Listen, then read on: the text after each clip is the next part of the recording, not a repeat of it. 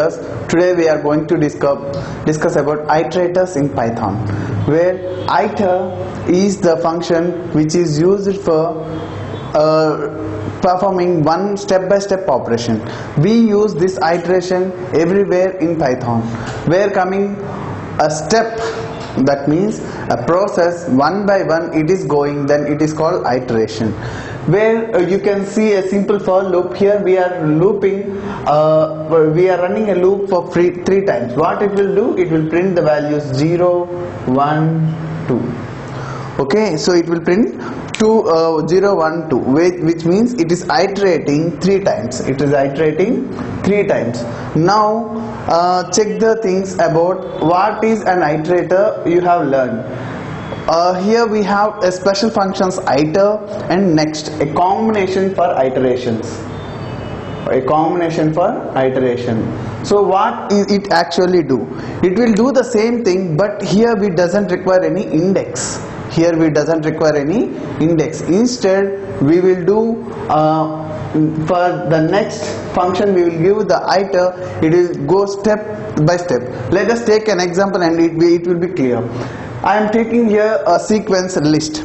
So L equals to 1, 2, 3, 4, 5 and 1, 2, 3, 4, 5. Then what is happening? I have a sequence of values which has indexed from 0, 1, 2, 3, 4. Okay, these are indexed, but I am not going to call the values, or I am not going to use a loop.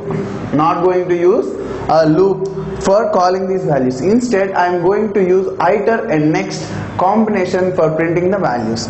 When I use first, for this we need to give the sequence to the iter function. I am creating a new identifier, new object, my underscore iter equals to iter of L, which means I am passing the list to my iter. That means I am passing a sequence to the iter. Then print of next of my iter. What it will give you? It will result in the value 1. It will result the value 1, the first value in the list. So it will give you the output 1. When you run the same print of next of my iter, it will result you 2, the 2 value. Okay, we have covered these two. Then what will happen, as we are not using indexing here, if we run multiple times it will reach the end value, and then also if you are trying to use next of my iter, then what will happen? It will throw an error. It will throw an error. So what is going to happen is like the values are going to reach the end, and it will throw error if you are trying to call it again. So an iterator is not a new function to you, but a function which is used for step-by-step process.